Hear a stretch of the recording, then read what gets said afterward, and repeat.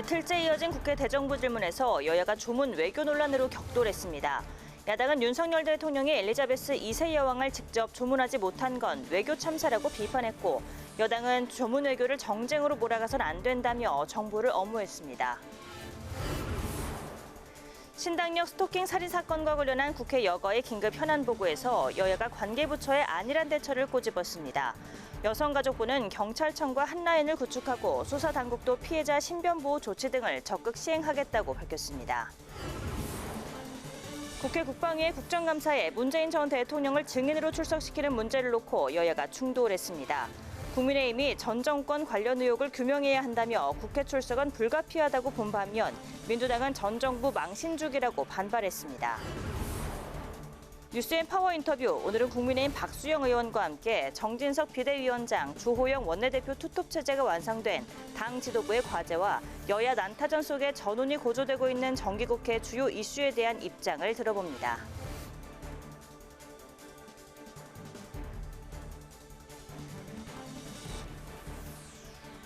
여러분 안녕하십니까? 9월 20일 의정종합뉴스 뉴스엔 시작하겠습니다. 오늘 뉴스는 대정부 질문 중계 방송으로 조금 늦게 시작합니다.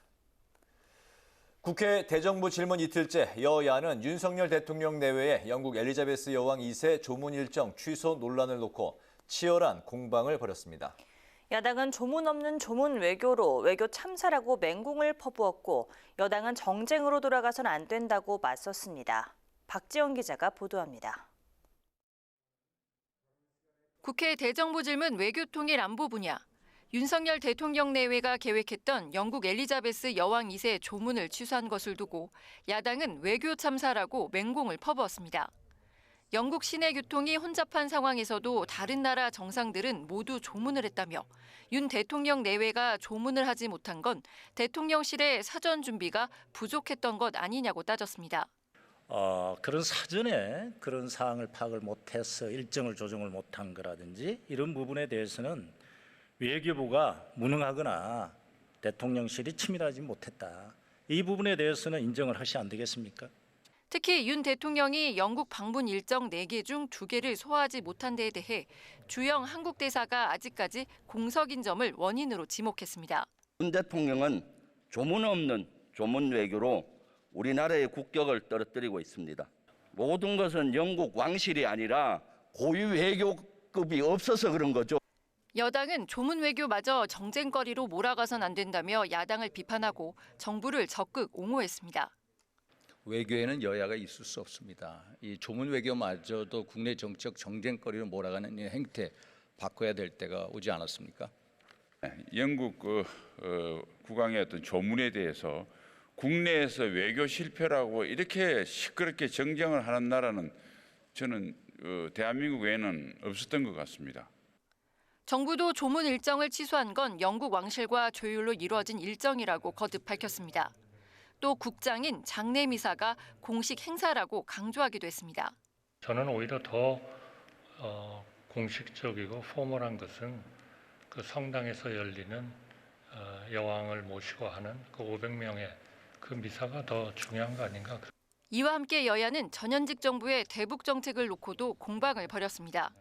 여당은 서해 해수부 공무원 피격 사건과 탈북 어민 강제 북송 사건 등을 언급하며 전 정부가 북한의 눈치 보기에 급급했다고 지적하면서 철저한 수사가 필요하다고 주장했고, 야당은 윤석열 정부의 북한에 대한 담대한 구상은 실현 가능성이 떨어진다며 구체적인 이행 방안 마련이 필요하다고 조언했습니다. 국회 방송 박지영입니다. 국회 여성가족위원회가 신당역에서 발생한 스토킹 살인 사건과 관련해 사건 관련 기관들을 대거 불러 현안 보고를 받았는데요.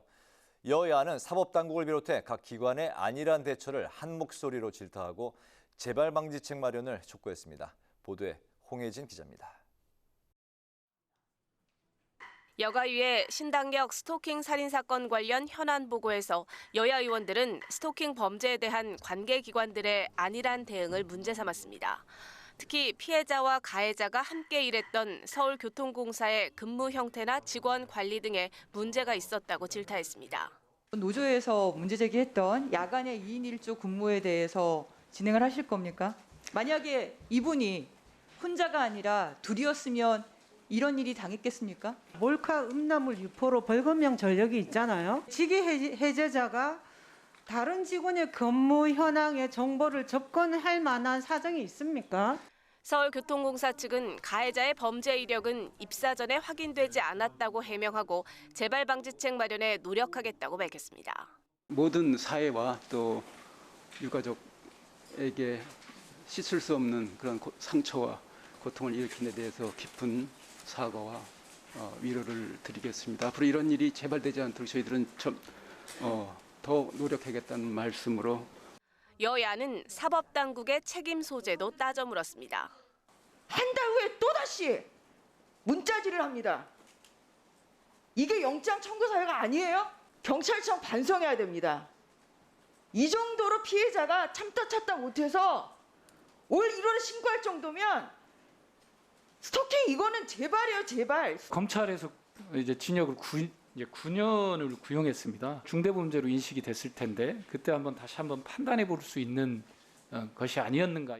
또 여가부를 향해선 성범죄 예방과 피해자 지원 담당 부서로서 적극적인 역할을 해야 한다고 촉구했습니다.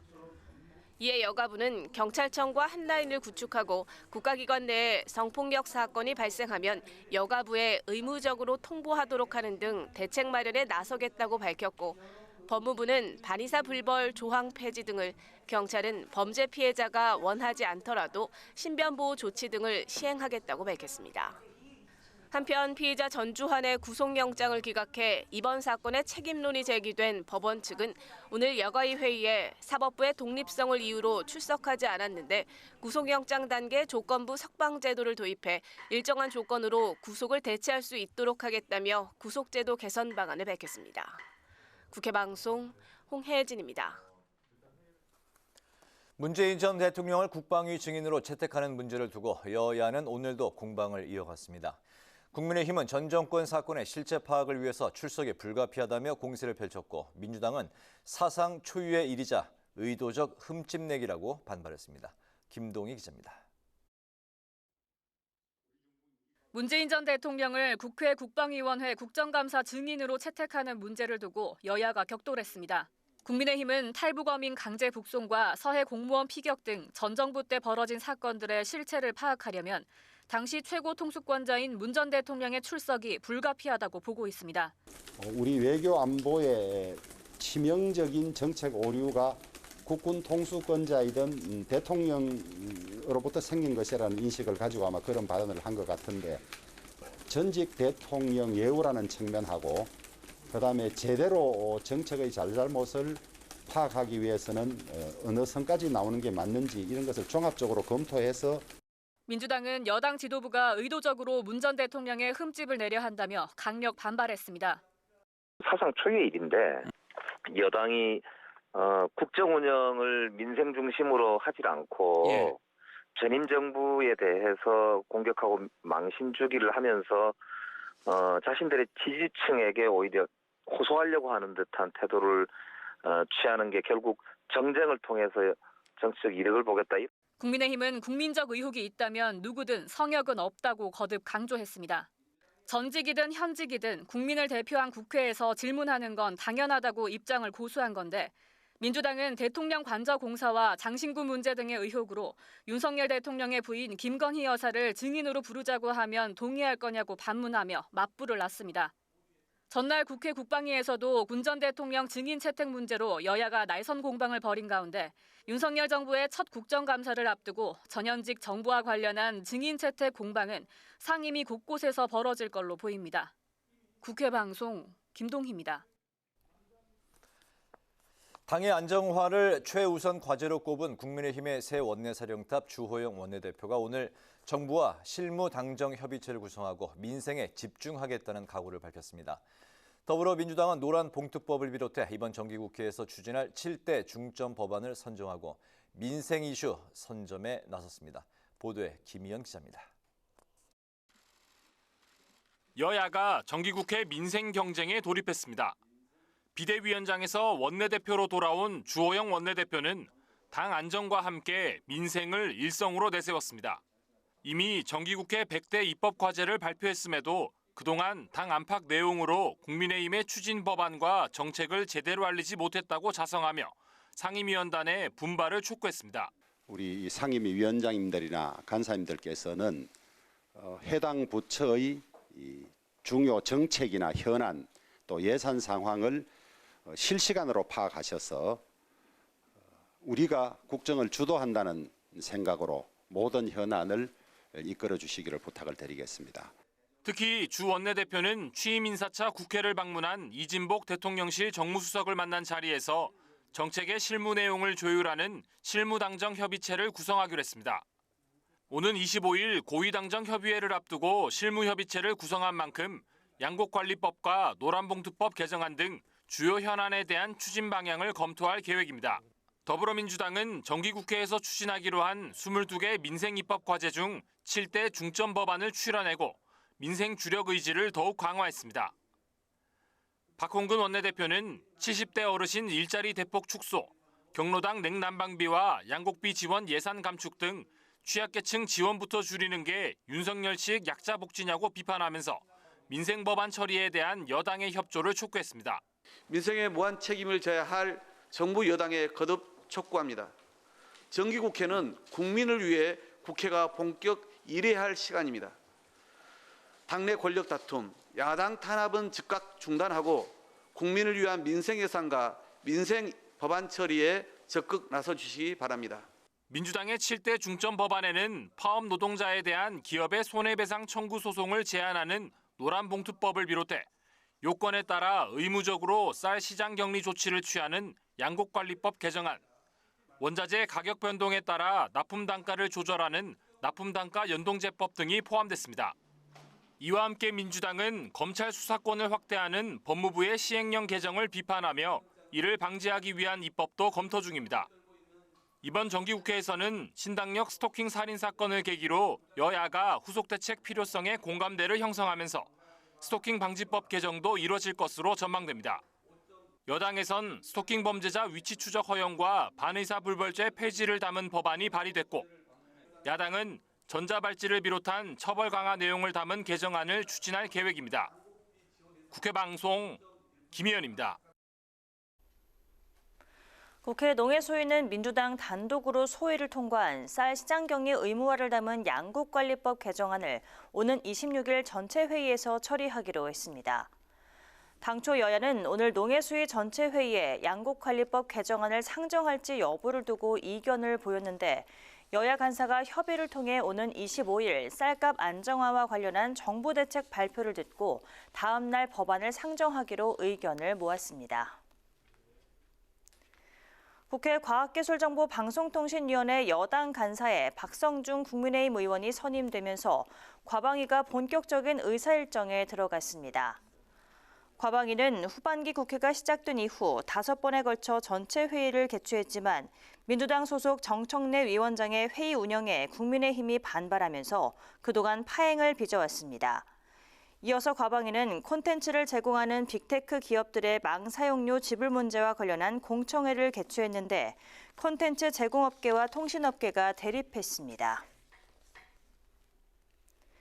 김진표 국회의장이 CNN과 뉴욕타임즈 등 미국 주요 언론사 기자단을 만나 인플레이션 감축법 등 현안에 대한 질의 시간을 가졌습니다.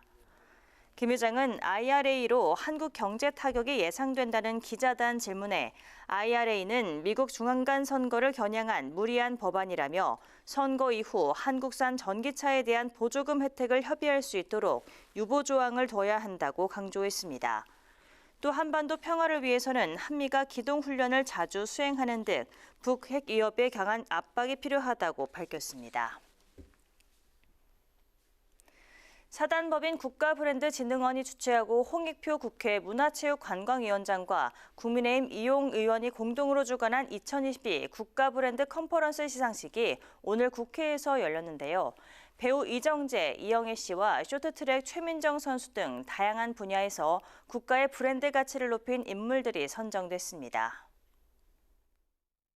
자, 함께 기념 촬영 진행됩니다. 중앙부터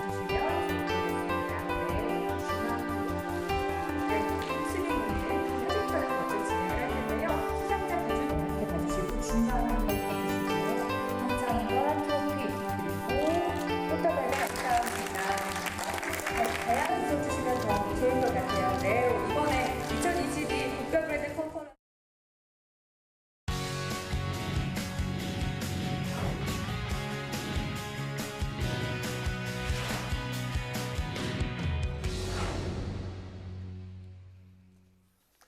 네, 오늘 이슈 분석 김동길 기자와 함께하겠습니다. 김 기자 어서 오십시오. 안녕하세요. 네.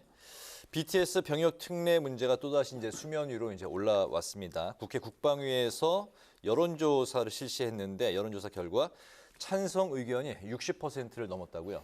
네, 그렇습니다. 방탄소년단의 이 병역 특례를 둘러싼 논란이 계속되고 있고 네. 또 이번 정기국회 쟁점 중에 또 하나가 되기도 한데요.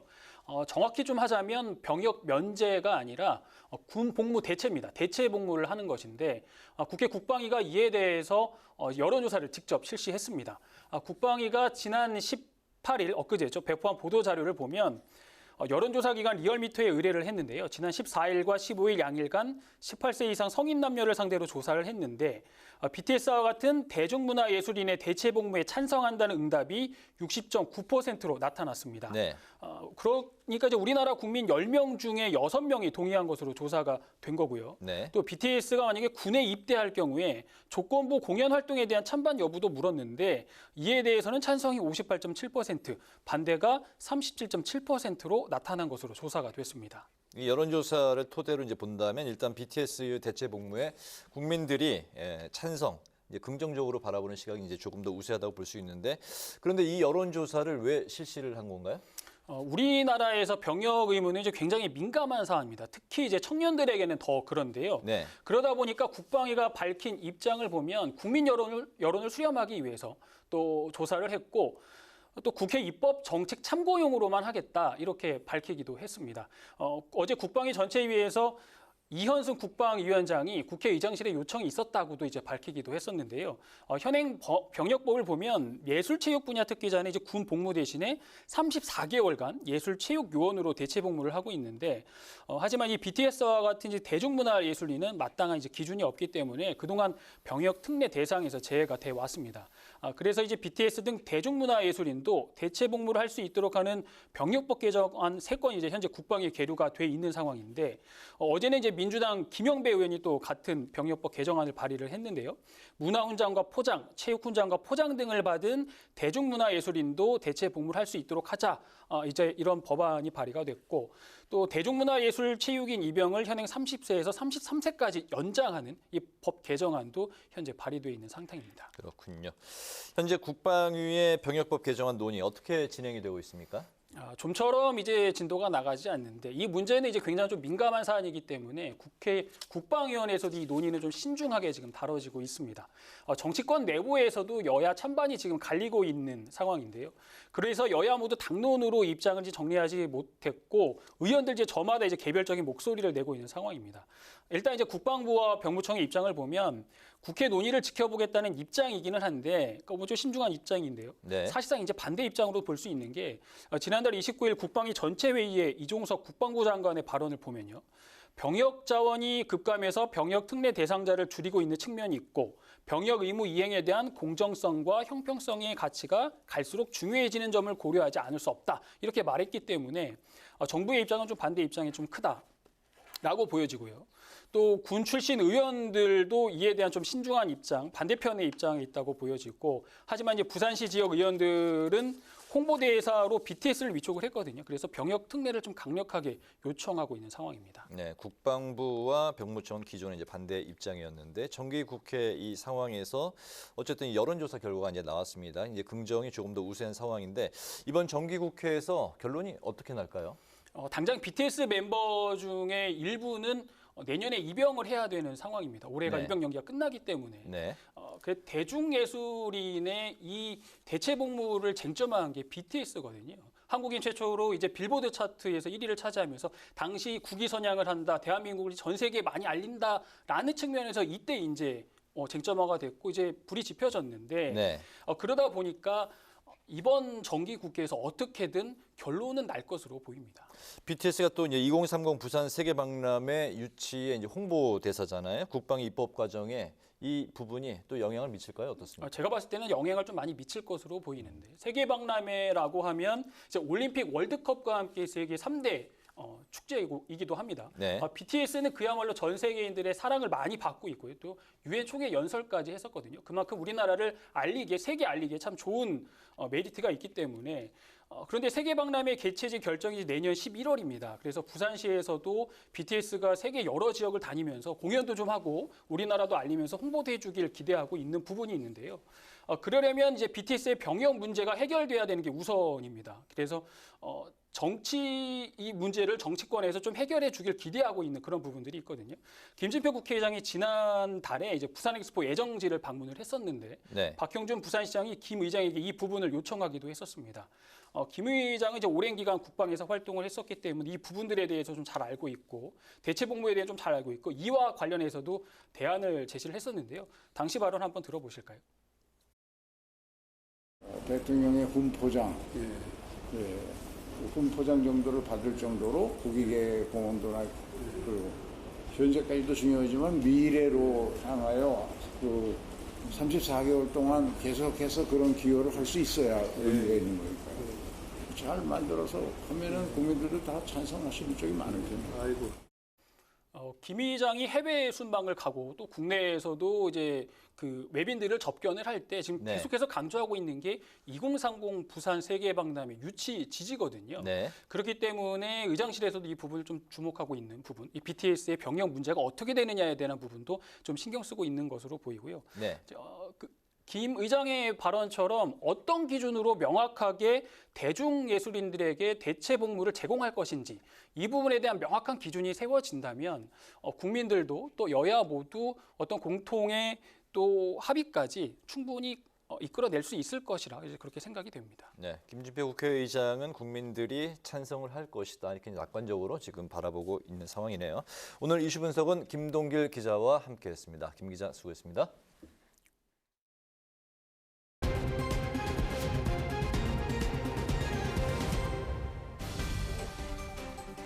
오늘의 정치톡 시간입니다. 9월 20일 시선을 집중시킨 정치 뉴스 만나보시죠. 오늘의 첫 번째 정치톡, 몰랐다면 무능, 알았다면 외교 참사입니다. 해외 순방 중인 윤석열 대통령, 어제 엘리자베스 영국 여왕의 장례식에 참석한 뒤 현재는 미국 뉴욕에 도착한 상황이죠. 그런데 영국에서의 조문 외교를 놓고 국내 정치권이 여전히 시끌합니다. 런던 교통 상황 때문에 여왕이 안치된 사원에서의 조문 계획이 취소되고 다음 날 조문록 작성만 한 것을 두고 일부 언론과 야당에서 외교 홀대 논란을 제기한 건데요. 대통령실이 충분한 예우를 받았다면서 확인되지 않은 말로 국내 정치를 위해 활용되는 건 유감이라고 반박에 나섰지만 논란은 계속되고 있습니다. 오늘 외교통일 안보 분야 국회 대정부 질문에서도 가장 뜨거운 이슈 중 하나였는데요. 여야의 신경전은 오늘 아침 회의에서부터 시작됐습니다. 야당인 민주당은 조문을 마친 다른 정상들의 사례를 언급하며 공세에 나섰습니다.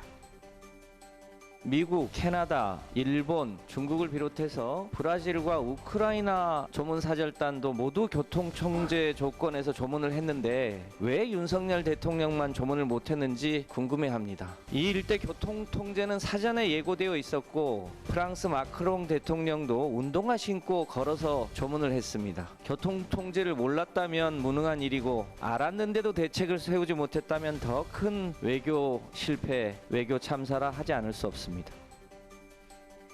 교통통제가 사전에 예고돼 있었는데 그걸 몰랐다면 무능한 것이고 알고도 대처를 못했다면 외교 참사다. 민주당 김성환 정책위 의장은 이번 영국 방문의 핵심이었던 조문 일정을 대통령실이 사전에 꼼꼼하게 조율했어야 한다며 이렇게 지적했습니다. 반면 국민의힘은 야당이 사실을 왜곡한 악의적 해석으로 외교 무대에 나간 정상을 폄하하고 있다는 입장인데요. 오늘 첫 원내대책 회의를 주재한 주호영 원내대표는 금도를 넘는 비판에 대한 우려를 나타내며 민주당을 향해 예의를 지켜줄 것을 촉구했습니다. 민주당이 더구나 장례식 조문하기 위해서 가 계신 대통령에 대해서 이런저런 검도에 넘는 근거 없는 비판을 하고 있어서 매우 우려스럽습니다. 대통령의 외교가 어떤 의미를 가지는지 잘 알고 있을 텐데 외교 활동 중에라도 대한민국 전체를 대표하는 대표 선수에 대한 응원과 예의를 지켜주실 것을 부탁드립니다. 영국에 이어 미국 순방 일정을 시작한 윤 대통령은 우리 시간으로 내일 새벽 유엔 총회에서 10번째 기조연설에 나설 예정입니다. 이어 한미 한일 정상회담도 진행할 계획인데요. 조문 외교를 포함한 윤 대통령의 이번 순방 외교, 모든 일정이 끝난 이후에 과연 국민들은 어떤 평가를 내리게 될까요? 이어서 오늘의 두 번째 정치톡, 민주당의 팬티 선동입니다. 정기국회가 진행되면서 여야 정치권에서는 각 부처별 내년도 예산을 살펴보는 작업이 시작되고 있습니다.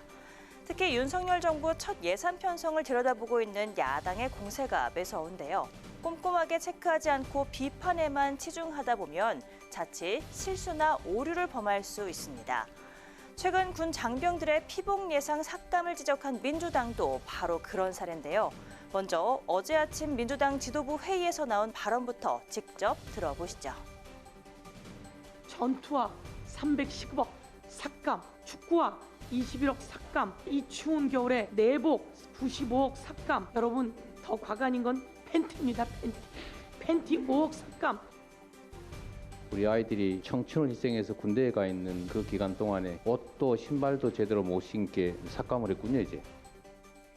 내년도 국방부 관련 예산을 분석한 결과 군 장병들의 전투화나 내복 그리고 팬티 예산까지 삭감했다며 목소리를 높인 민주당 서영교 최고위원과 이재명 대표.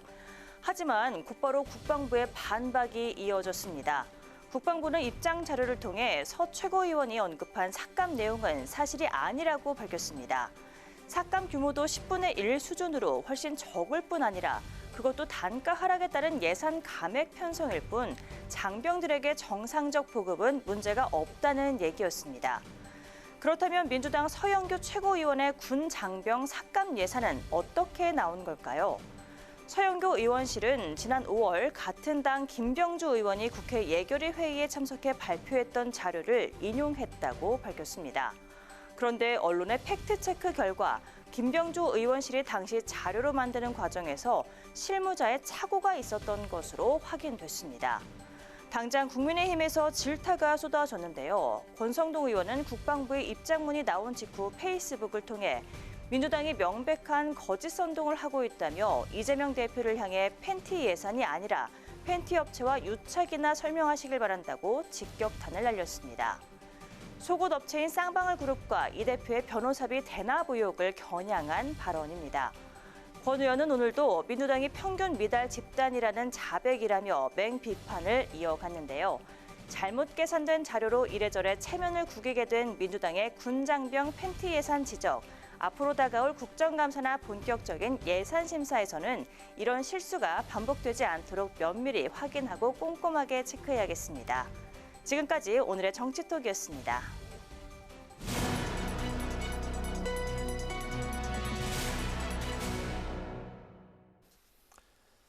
국회 대정부질문 이틀째인 오늘 여야는 윤 대통령의 조문 외교 논란 등을 놓고 공방을 이어갔습니다. 주요 이슈에 대한 민주당의 입장은 무엇인지 하헌기 전 더불어민주당 상근 부대변인을 전화로 연결해서 관련 얘기를 나눠보겠습니다.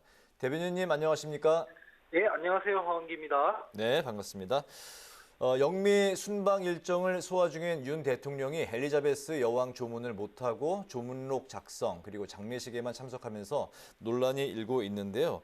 정부 여당은 야당이 악의적 왜곡이자 근거 없는 비판으로 정상 외교를 폄하하고 있다 이렇게 지적을 하고 있습니다. 여기에 대한 그 민주당의 입장 들어볼까요? 이게 지금 이번 한 건이 문제가 되는 게 아니라요. 다 누적된 것들이 터지고 있습니다. 이를테면 순방을 떠나기 전부터 그 대통령이 추도사를 올릴 때 엘리자베스 여왕 성함을 스펠링을 오탈자를 내버렸거든요.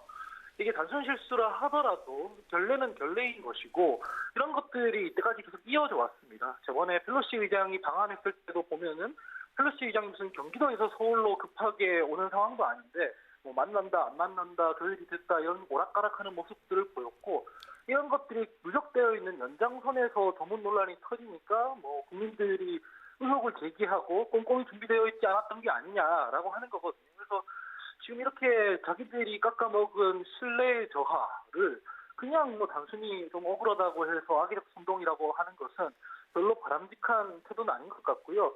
이런 논란들이 터질 때마다 국민들로부터 질타를 받을 수밖에 없는 그런 배경들을 좀 반추해봐야 되지 않을까라는 생각입니다.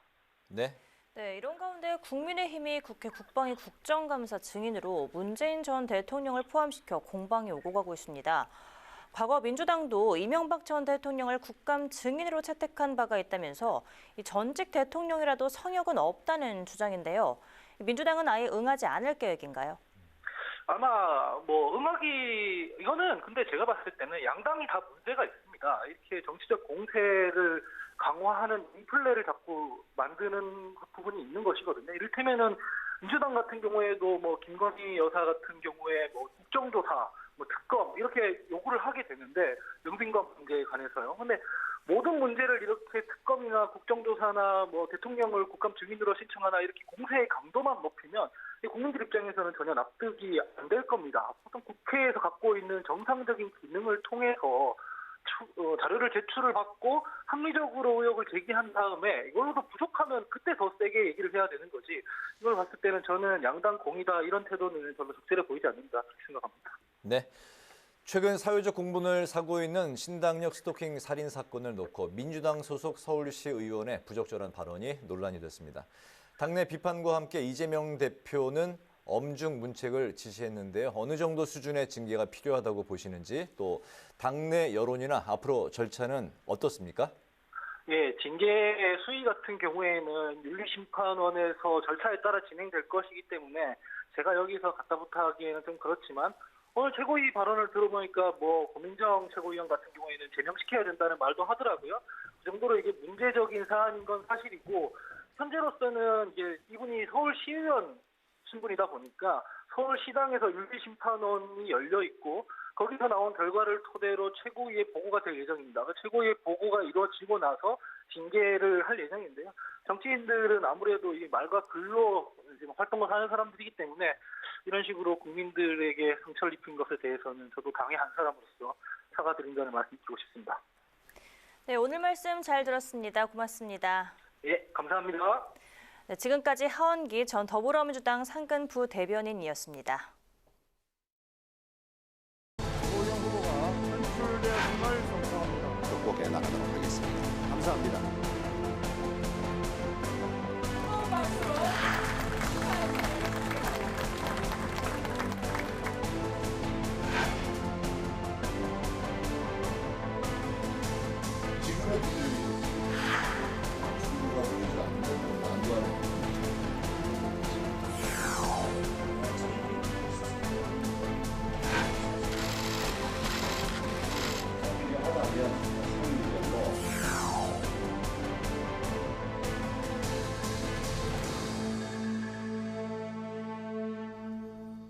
네, 이번 시간은 뉴스앤파워 인터뷰 코너입니다. 국민의힘이 정진석 비대위원장과 주호영 원내대표 투톱 체제가 됐습니다. 무엇보다 빠르게 당을 안정화시키는 게 급선무일 텐데요. 오늘은 박수영 국민의힘 의원과 관련 이야기를 나눠보도록 하겠습니다. 의원님 안녕하십니까? 예, 안녕하세요. 노만입니다. 네. 우린 모두 친윤이어야 한다. 어디서 많이 좀 들어본 문제 같지 않습니까? 네. 최근에 그 당의 상황이 이제 비상 상황이 이제 계속되면서 친윤, 비윤 이런 이야기들이 나오니까 이달 초에 의원님께서 직접 SNS에 이제 올렸던 그 내용인데 새 정부가 출범한 지 이제 4개월이 좀 지났습니다. 집권 여당의 혼란한 상황은 이제 계속되고 있는 상황인데 여당 의원의 이제 한 분으로서 안타깝게 이제 보고 계실 것 같습니다. 어제 국민의힘이 의원총회를 열고 주호영 의원을 새 원내대표로 이제 선출을 했습니다. 정진석 비대위원장과 주호영 원내대표 이제 투톱 체제가 된 상황인데 이제 앞으로 당 상황이 좀 안정화될 수 있을까요? 어떻게 보십니까? 상황이 이제 거의 다 안정 단계로 갔다고 이렇게 보고 있습니다. 투톱 이미 뽑았고 네. 당 대표, 원내대표 둘 다 있는 셈이 됐거든요. 제가 친윤이어야 한다고 한 발언은 사실 우리 대한민국 역사를 지켜보면 단 한 분의 대통령도 성공한 대통령이 없습니다. 끝나고 나서 본인이나 자녀들이 구속되거나 처벌을 받고 국민들도 칭송받는 대통령이 하나도 없는데 그렇게 실패한 대통령만 나오면 결국은 우리 국민들의 부담이고 국민들의 불행으로 연결되는 것이거든요. 그래서 이번만큼은 성공한 대통령을 우리 한국 역사상 처음으로 한번 만들어 봐야 될 텐데 우리 당의 모든 의원들이 대통령을 지지하고 성원하고 그 비판을 하더라도 친윤이라고 하는 범위 내에서 비판을 해야지 그 선을 넘어서 뭐 반윤 체제로 간다. 이거는 상상하기 어려운 일이고 그래서는 네. 대한민국이 불행해진다. 이렇게 제가 봤기 때문에 친윤 주장을 하게 된 것입니다. 그렇군요. 이번에 그 원내대표 이제 선출 과정에서 양자 대결을 이제 벌였던 재선의 이용우 의원이 상당히 선전을 했다 이런 평가가 나오고 있습니다. 61대 42, 19표 차이였는데 예상보다 참 많은 그 지지를 얻었던 건 사실인 것 같습니다. 그 친윤 그룹에 대한 당내 의원들이 좀 그 견제구를 날린 거 아니냐 이런 분석도 나오고 있는데. 예. 주호영 신임 원내대표를 친윤 그룹이라 보기는 어려울 것이고요. 그분도 스스로 본인은 뭐 어느 계파에 속하지 않는다라고 말씀을 하신 바가 있고 저는 우리 당이 살아있다 이걸 보여준 거라고 생각합니다. 살아있다는 어떤 그러니까 의미인가요? 한 사람에 대해서 뭐 민주당처럼 반대도 못하고 왕창 이렇게 표를 몰아주는 이런 방식이 아니라 네. 우리는 그래도 당이 좀 바뀌어야 되고 변화가 필요하고 굉장히 신인이나 비슷하거든요. 네. 이용호 의원이 그 재선이지만 우리 네. 당에 입당한 건 얼마 되지 않았거든요. 네. 그러니까 참신함 이런 걸 생각하면서 당이 바뀌는 모습으로 가야지 주호영 원내대표에게 경고를 줬다고 생각합니다. 조심해서 신중하게 자만하지 말고 하라. 이런 메시지가 그 42표에 담겨 있는 게 아닌가 이렇게 저는 파악을 하고 있습니다. 알겠습니다. 네, 이렇게 원내대표를 선출을 했는데 이 체제가 계속되느냐 아니면 뒤집어지느냐 이 판단은 이준석 전 대표의 가처분 신청 결과이지 않겠습니까?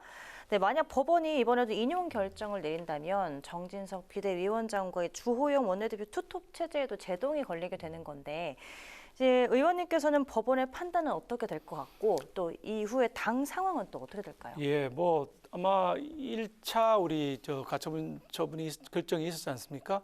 그게 끝나고 나서 한국 헌법학계의 원로이고 원톱이라고 할 수 있는 허영 교수님이 네. 기고를 했었습니다. 법원이 해야 될 거는 적법하냐, 불법이냐, 요걸 판단해야 되는 게 법원의 임무이다. 근데 그 선을 넘어서 정치 판단을 했다. 즉 우리 비대위원들, 최고위원들 사퇴한 일련의 상황이라는 것은 정치적으로 굉장히 큰 결정입니다. 매우 중대한 정치적 결단을 내렸는데 불구하고 그게 잘못됐다고 법원이 얘기한 거거든요. 네. 거기에 대해서 허영 교수가 이거는 법원이 선을 넘었다고 얘기를 했고 그럼에도 불구하고 법원의 가처분 신청을 우리 당은 받아들인 거죠. 그래서 전부 원점으로 다시 돌린 다음에 법원의 가처분 신청에서 우리 당이 당헌 개정을 한 절차, 이건 합법적이고 민주적이었다고 얘기했기 때문에 그 절차에 따라서 당헌 개정을 했고 네. 바뀐 당헌에 따라서 새로운 비대를 출범했기 때문에 2차 가처분 결정에서는 뭐 인용될 가능성이 거의 없다는 것이 대부분의 율사들의 판단입니다. 네. 아, 그렇게 보십니까? 네. 네, 알겠습니다. 그런 가운데 국민의힘 윤리위가 이준석 전 대표에 대한 추가 징계 절차 이제 개시를 했습니다. 사실상 이제 이준석 전 대표 제명 수순으로 가는 거 아니냐 관측이 나오고 있는데 어제는 그 제명을 거론했던 정진석 비대위원장과 유상범 의원 사이에 또 문자가 또 오고 가는 그런 또 논란이 일기도 했었는데 의원님께서는 이 전 대표의 추가 징계 어떤 입장이시고 혹시나 이게 젊은 지지층이 이탈하는 게 아니냐 이런 그 우려는 없으신지요? 이 전 대표는 이제 표현의 자유 이걸 자꾸 얘기를 하고 있습니다. 근데 네. 제가 뭐 헌법을 공부한 학자이기도 합니다. 근데 표현의 자유에 대한 이해가 부족하다. 어떠한 자유권이라 하더라도 그 한계가 있는 것이거든요. 즉 네. 자유에는 책임이 따르는데 그 책임을 없다고 주장하면 이건 자유가 아니고 방종으로 흐르게 되는 거 아니겠습니까?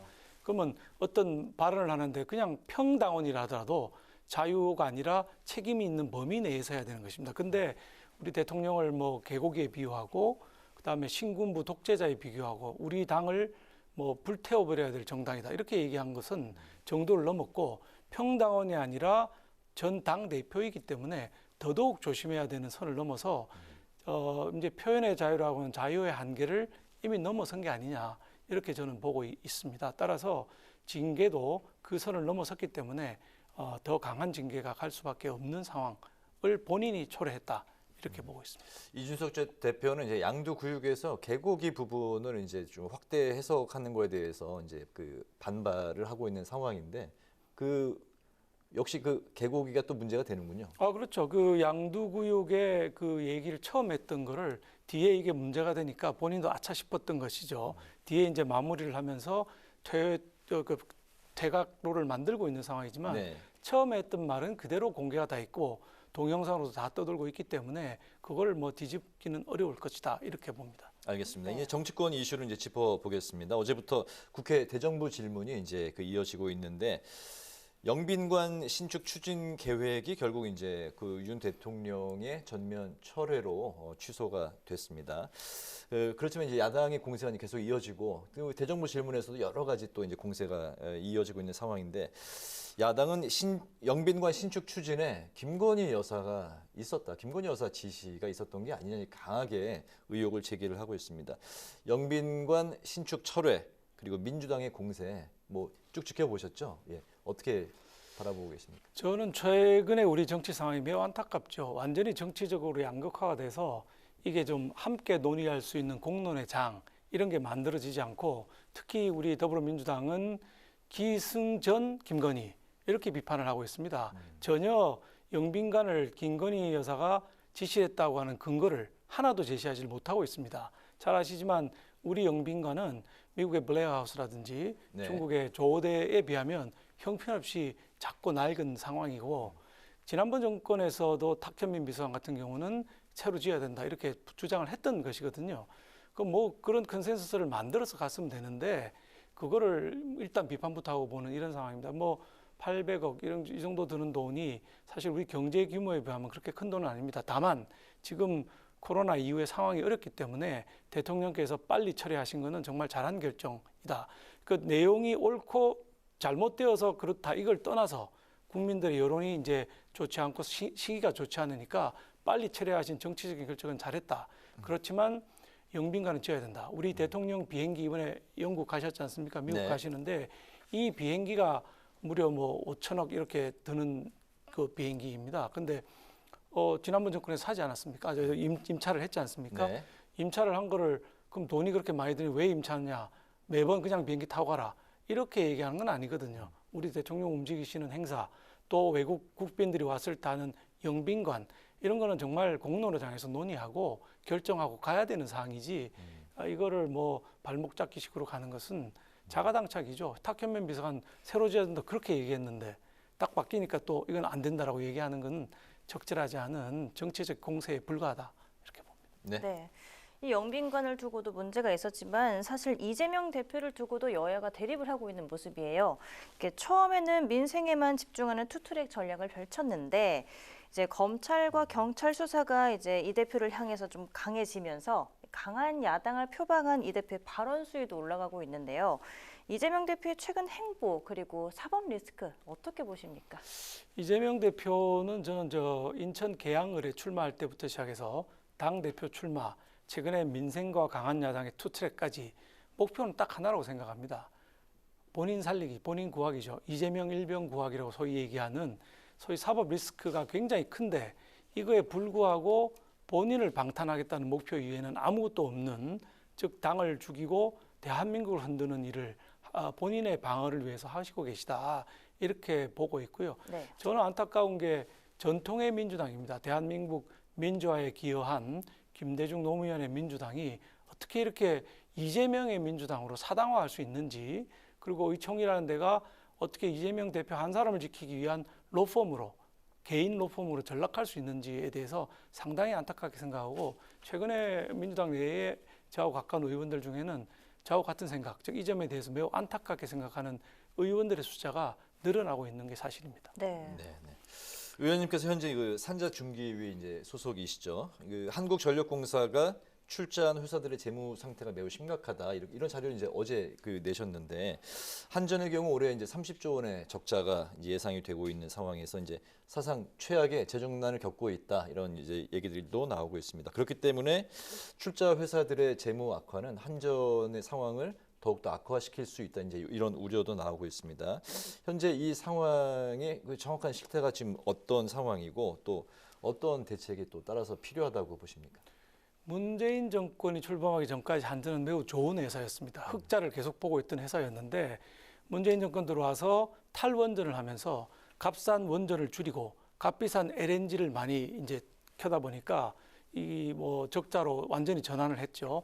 적자로 떨어졌으면 이 출자를 해서 하는 사업들도 매우 신중했어야 하는 것이고, 오늘도 제가 다른 보도자를 냈습니다마는 이 적자 상황에서도 성과급은 또 굉장히 많은 돈을 나눠 가진, 즉 적자가 아닌 상황하고 별 차이 안 나는 성과급을 나눠 가진 것으로 제가 보도자를 냈는데, 네. 이런 것들이 전 도덕적 해이라고 보는 것이죠. 정권에서 갑자기 에너지 정책을 바꿨다고 거기를 따라가고 그래서 적자를 내고 뭐 부실하게 만들어 놓은 상황에서 본인들의 성과금 또 다 찾아간다. 이게 공직자로서는 있을 수 없는 일들이 벌어졌었다고 보고 있습니다. 바로 잡아야 됩니다. 네. 사실 뭐 대내외 경제 여건이 그렇게 좋지는 않습니다. 네, 집권 초 이제 정부 여당이 풀어야 할 민생 과제는 산적해 있는 상황인데요. 이번 정기국회와 21대 후반기 국회에서 이제 의정 활동, 또 이제 의원님께서는 또 어떤 부분에 주력할 계획이신지 이제 마지막으로 한 말씀 듣겠습니다. 예, 저는 뭐 기업 정책, 산업 정책, 중기 정책을 하고 있는 산중위 소속입니다. 저는 무엇보다도 우리 기업이 살아야 우리 경제가 살 수 있다. 지금 코로나 이후에 제일 어려운 부분은 기업 활동, 그게 일자리를 만들게 되는데, 기업 활동을 규제하고 못하게 하는 3가지 요인이 있는데, 그게 1번이 귀족 노조, 2번이 과도한 세금, 3번이 과도한 규제라고 생각합니다. 이 3가지에 저는 천착을 해서 기업 활동을 활발하게 할 수 있고, 그게 일자리로 연결돼서 국민들의 행복이 연결될 수 있는 여기 이 고리, 이걸 푸는데 제 힘을 다할 생각입니다. 알겠습니다. 오늘 뭐 더 하실 말씀은 뭐 없으십니까? 뭐 할 얘기는 많지만 한 1분 정도 드릴까요? 아, 그래요? 네. 예, 뭐 지금 나라가 매우 어렵습니다. 저는 우리 정치가 자꾸 이렇게 정치적인 쟁점으로 민생을 겉으로 내세우면서 정치로 가는 이런 투트랙 전략 적절하지 않다고 생각하고, 네. 오로지 민생으로 가고, 오로지 민생으로 가서 어떻게 해야 우리 일자리, 청년들의 일자리와 집 문제, 부동산 문제, 이걸 해결할 수 있는지에 여야가 힘을 모아야지 공연한 정치적 공세, 이거는 바람직하지 않다고 생각합니다. 그게 네. 뭐 저희 당으로서는 뭐 4분이 있었기 때문에 그랬는데, 이게 이제 4분작 정리되고 나면 민주당과 우리 당의 중진 또는 초선들이 모여서 양당이 함께 할 수 있는 민생 정책을 펴나가야 된다고 생각합니다. 또 양당이 또 같이 공부하는 모임들도 있더라고요. 있습니다. 예. 네, 알겠습니다.